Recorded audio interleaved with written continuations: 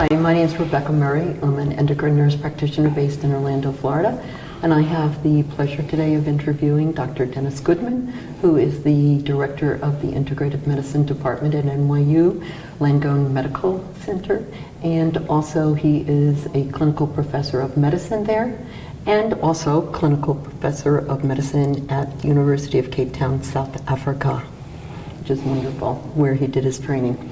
So, getting right to the basics, what inspired you to become a doctor and a cardiologist in the first place? It's a great question, and it's an easy one for me to answer because when I was a child, and I'm talking now from 7 onwards, and I was just fascinated by the human body. And I remember for my bar mitzvah, when I was 13 years old, as a little Jewish boy, I said I want books on medicine. And I, at that time, realized that I had this fascination with the complexity of the human body. And I knew that I wanted to try to find out as much as I could about it. And it was also linked with this feeling that I really wanted to help people. And one of the privileges we have working as doctors, nurses, anybody in the healthcare field, we have an opportunity every single day to make a difference in people's lives. And I think you'd agree with me. Nothing makes you happier.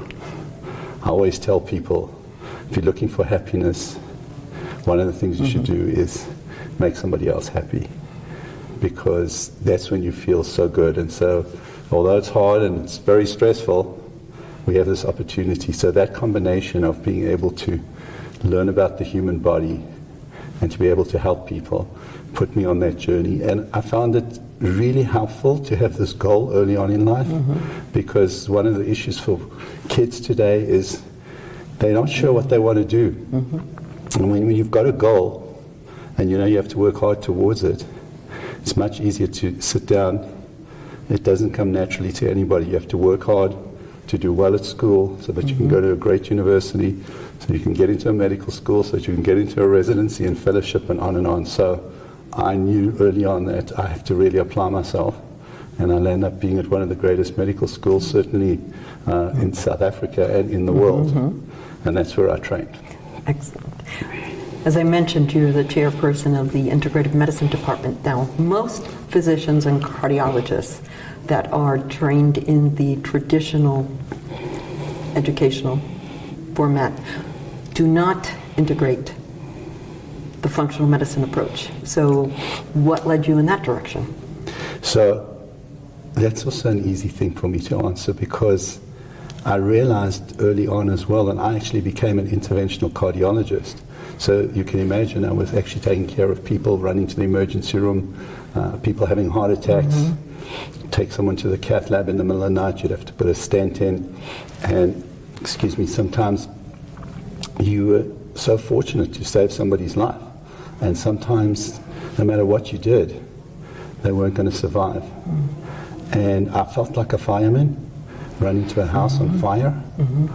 And sometimes it was just too late, no matter what you did. And I started to realize that the one way that that I personally, and most of us, can really make a difference, try to prevent terrible things from happening. And there's a saying that people have, what's the best way to treat a heart attack or a stroke? And that's to prevent it. So I decided to get into the whole field of prevention. And I think I'm one of the few cardiologists who board certified in interventional cardiology and integrative holistic medicine, and I'm very proud of it. And I would agree. I had, about 2 years at the Scripps Institute of Integrative Medicine with Mimi Guarneri as the chief there, and it was inspiring to me, and I was able to really get a feel for what it's about. And I'm now very focused on trying to be a bridge between traditional and integrative medicine.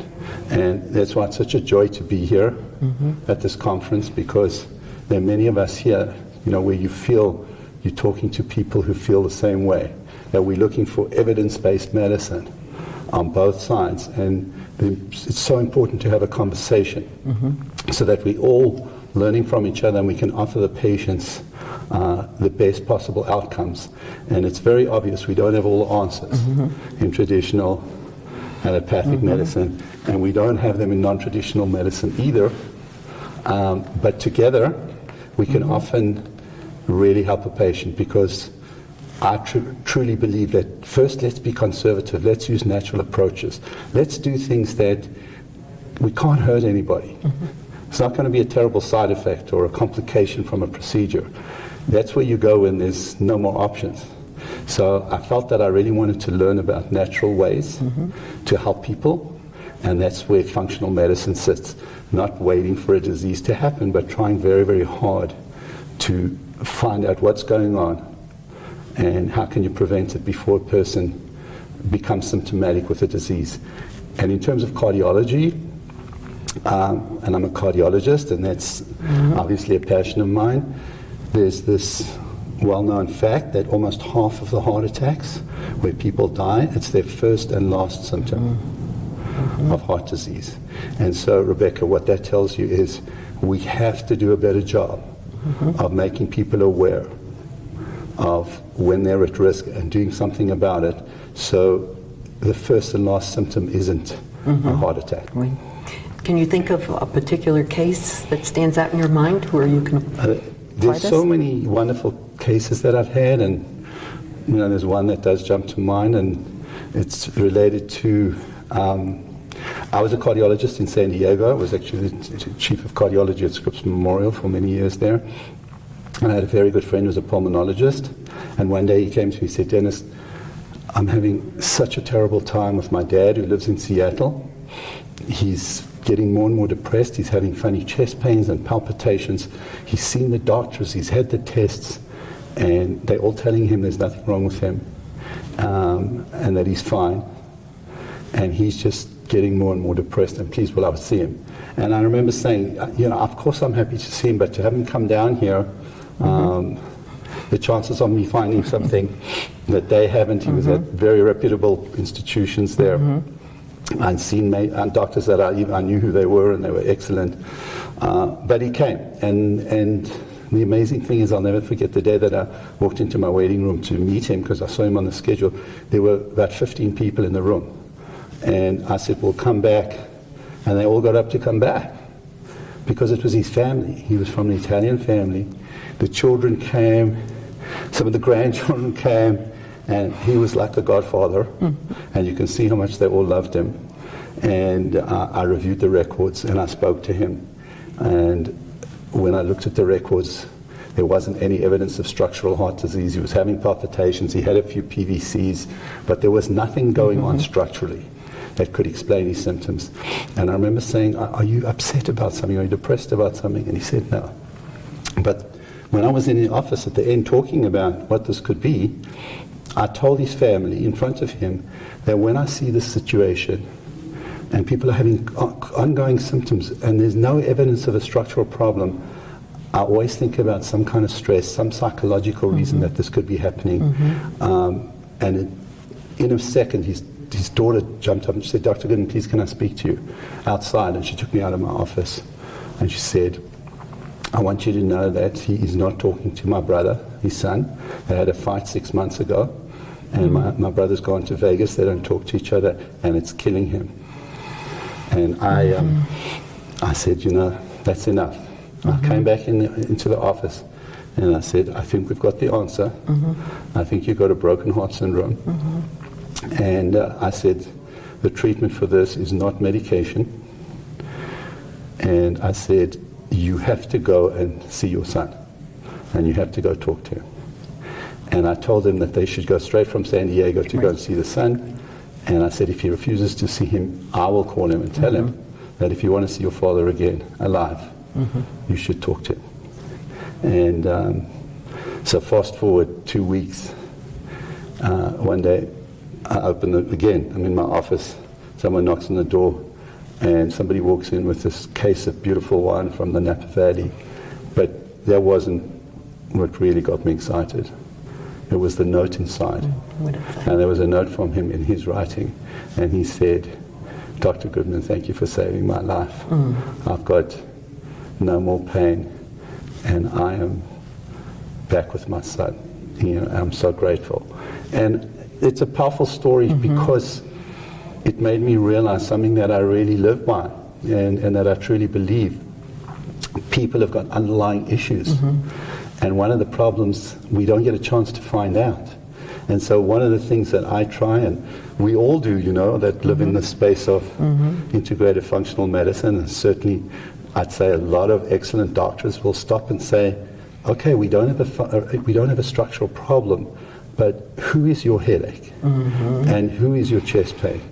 And I've said that many times to patients, and especially women, they sometimes just burst out crying. And so stress, Rebecca, is a major cause of symptoms. And it's hard for people to come to a doctor and say, I'm stressed.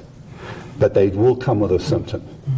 I got a headache, I got a stomach ache, I got a chest pain, I'm having palpitations. So there are numerous stories, and my greatest pleasure is being able to sift out who has a symptom related to a stressful situation and help them fix it without tests and procedures, unnecessary medications. Sounds like you're getting to the heart of the matter. Getting to the heart of the matter. It's that feeling of trying to fix a broken heart. And I think that was one of the reasons I became a cardiologist, because we have this incredible opportunity of fixing a heart that's structurally broken. There's an organic problem, and then helping a heart to heal where there's a psychological problem. There actually is a condition called Takotsubo's cardiomyopathy, where they actually, under stressful situations, particularly women, we think it's probably spasm. They can actually have a heart attack without any blockage inside the coronary artery. In other words, something happens, the stress is so great, and they can just blow out part of their left ventricle. And thank goodness most of them recover. But it's an example of severe stress causing, in this situation, a real structural problem. Now, at this conference, you are actually speaking on new insights into genetics. So how are you incorporating that? What brought you in the direction of looking at genetics? So part of the reason I'm doing this is I'm constantly, like you, we know each other very well, trying to learn new things, trying to stay on what's current. And one of the most important things for all of us as doctors is to trying to sort out who's at risk from certain conditions so that we can treat them early, that we can be aggressive. And we're now finding out that genetics, which we've known all along is very, very important and powerful, we now have a way to personalize medicine, which is what we really want to do. What specifically is good for you, and what are your specific risk factors? And we now be able to dig deep to get below the surface. I always think of, like, when you think of an iceberg above the water, you're only seeing what's on top of the water, but there's a huge iceberg underneath. And looking into the genes and being able to go below the surface and trying to find out what are the things that put you at risk. Where is your genetic makeup? And what I want to be very, very clear about and emphasize, and something that I've read and learned, which is very clear, and it's the field of epigenetics. You may be born with a certain gene that's abnormal, but whether it expresses itself is up to you. So that's a huge thing for us all to know. Your genes are not your destiny. You can express your genes, both the good ones and the bad ones, depending on your behavior. And there is a lot of data. There's a great article from 2016 in the New England Journal where they took groups of people with high risk based on their genes. They gave them healthy lifestyle, and they had to lose weight, no smoking, exercise, eat healthy. There was a close to 50% reduction in cardiac events in the group that made these lifestyle changes. So preventative medicine, I think, starts with having knowledge. Knowledge is power, and then using this knowledge to live your life in a healthy way. And that's a huge challenge. We all are challenged by that, but that's part of our challenge as doctors, motivating people to be healthy and to do the things that are going to keep them healthy and live long, good quality lives, no matter what their genes. So a part of functional medicine, obviously, is the appropriate nutrients. And I know we've written a number of books on different supplements. So I'd like to end this interview by asking you, what is your favorite supplement? You're right, and as part of my journey, I realized that I have to learn and understand what are the supplements and why do so many people take supplements. There was actually a study at one of the American College of Cardiology meetings where they asked doctors, do you prescribe, there was a questionnaire, do you prescribe supplements? And, most of them said no. 5% said yes, but when they said, do you take them, 60% said yes. So there is clearly an indication in my mind for supplements. The best thing you can always do is eat a healthy diet. Your 4 to 6 servings of healthy fruits and vegetables. But a lot of times you're still not getting sufficient nutrients. And my favorite one is magnesium. And I have written a book about magnesium because the body does not make magnesium, and we need magnesium. It's a very, very critical cofactor for conversion of ADP to ATP. So that's my favorite, and it's very, very important. And of course there are many others like vitamin D, but that's the answer to your question. That is great. And on behalf of AMMG, thank you for coming and presenting this It's a pleasure to be here, and I'm delighted to be invited. Thank you again. Thanks for interviewing me.